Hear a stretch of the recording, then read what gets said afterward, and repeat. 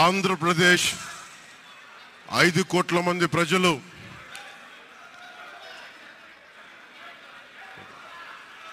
మీరు కూడా కూర్చోండి. చాలా చారిత్రాత్మకమైన తీర్పిచ్చిన రోజు ఇది.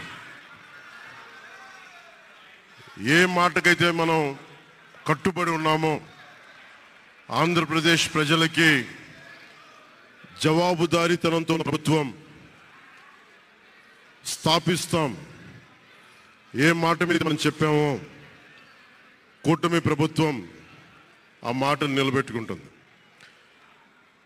ఈరోజు మీ అందరికీ జనసేన పార్టీ ఆఫీస్ కేంద్ర కార్యాలయం నుంచి, ఈ వేదిక నుంచి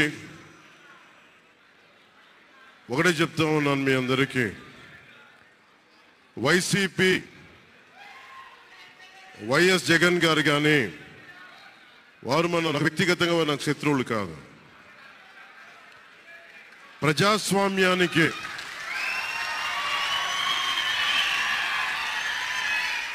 ఇది ఓడిపోయారు కదా అని చెప్పి జనసేన నాయకులుగా గుర్తుపెట్టుకోవాల్సింది. ఇది కక్ష సాధింపు సమయాలు కాదు, 5 కోట్ల మంది ప్రజల కోసం పనిచేసే సమయం ఇది. 5 కోట్ల మంది పైచిలకు ఆంధ్రప్రదేశ్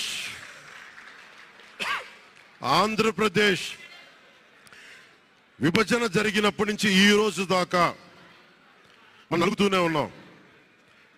ఆ రోజులు అయిపోయినాయి, ఆ చీకటి రోజులు అయిపోయినాయి.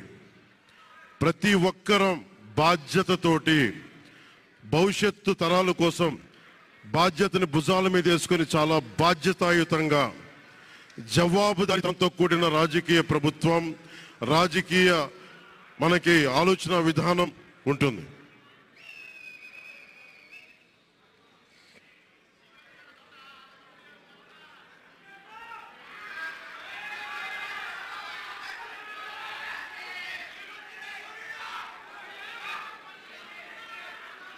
నేను ఆలోచిస్తా ఉన్నాను, ఒక క్షణం ఏం మాట్లాడాలి ఈ రోజు అని.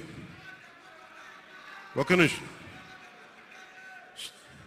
ఏం మాట్లాడాలి ఈ రోజు అని అనుకుంటా ఉన్నాను. నా జీవితంలో ఎప్పటిదాకా విజయం తెలియదు నాకు.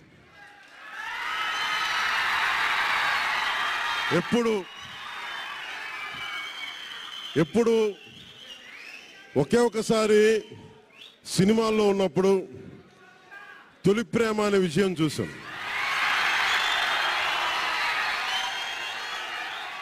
ఆ తర్వాత నాకెవ్వరు నేను విజయం సాధించానని కానీ డబ్బులు వచ్చినాయని కానీ ఏ ఒక్క సినిమా విజయం చెప్పలే నాకు. నా జీవితం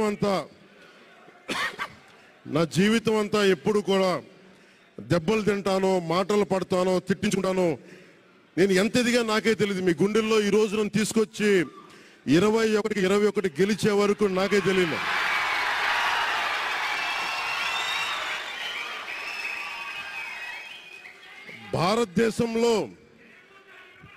భారతదేశంలో 100కి 100% కొట్టామంటే జనసేన.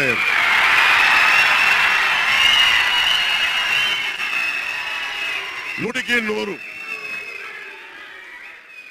ఇది ఎందుకు ఈ విజయం జనసేన లేదంటే జన సైనికులు, వీర మహిళలో జనసేన నాయకులది కాదు, కేవలం వారిదే కాదు, 5 కోట్ల మంది ప్రజల ఆకాంక్షదే. మార్పు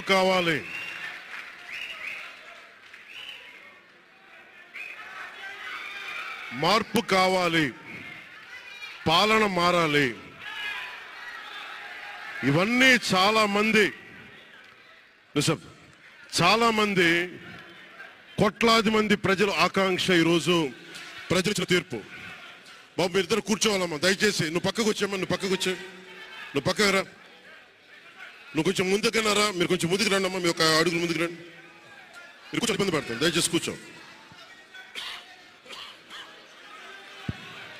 దయచేసి కూర్చోవాలయ్యా, మీరు కూర్చోవాలి. మీరు మొత్తం సభ ఆపేస్తున్నారు. మీరు సాగర్ పక్కన. ఇది మనందరికీ చాలా జాగ్రత్తగా ఉండాల్సిన సమయం ఇది. కక్ష సాధింపుల సమయం కాదు ఇది. ఆంధ్రప్రదేశ్ భవిష్యత్తుకి పునాది, బలమైన పునాది వేసే సమయం అది. అన్నం పెట్టే రైతుకి అండగా ఉండే సమయం ఇది. రక్షణ లేని ఆడబిడ్డలకి రక్షణ కల్పించే సమయం ఇది. ఆడబిడ్డల్ని, మహిళల్ని వారి కాళ్ళ మీద వాళ్ళు నిలబడగలిగేలా చేసే సమయం ఇది. నేను ఈరోజు ప్రభుత్వ ఉద్యోగులు కూడా మాటిస్తున్నాను. కంట్రిబ్యూటరీ పెన్షన్ స్కీమ్ నేను చెప్పాను, నేను బాధ్యత తీసుకున్నాను, నేను మర్చిపోలా. ఏరు దాటాక తెప్ప తగిలిసే రకం కాదు నేను. కాంట్రిబ్యూటరీ పెన్షన్ స్కీమ్ దానికి సరి సమానంగా అది కానీ మీకు న్యాయం వచ్చేలాగా సంవత్సరం లోపు తీసుకొస్తాను అని మాట ఇచ్చాం. తీసుకొచ్చి తీరుతాం. ఆ మాట మీకు ఇస్తున్నాం. మెగా డిఎస్సి నోటిఫికేషన్ విడుదల చేయించే బాధ్యత మనం తీసుకుందాం. యువత విలవిల్లాడిపోతా ఉన్నారు, యువత నలిగిపోతా ఉన్నారు.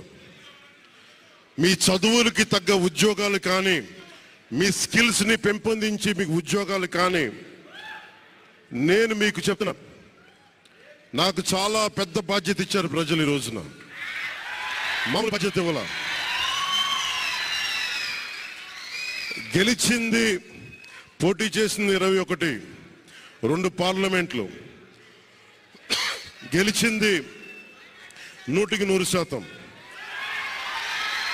కానీ బాధ్యత ఎంత ఉందంటే 175 సీట్లు మనమే గెలిస్తే ఎంత బాధ్యత ఉందో అంత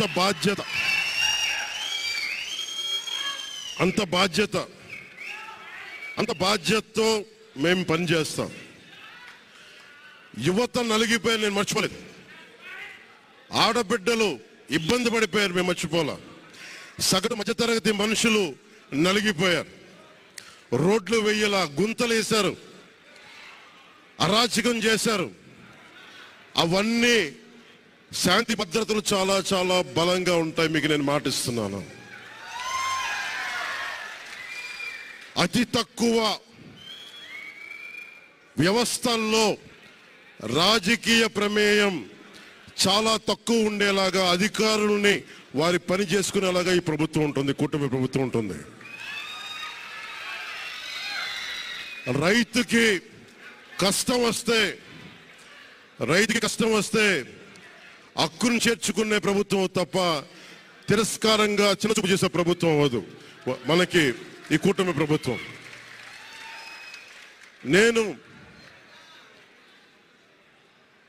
నాకు రాజకీయాలు డబ్బు అవసరం లేదు. నేను మీకు మళ్ళీ చెప్తున్నాను. మీకు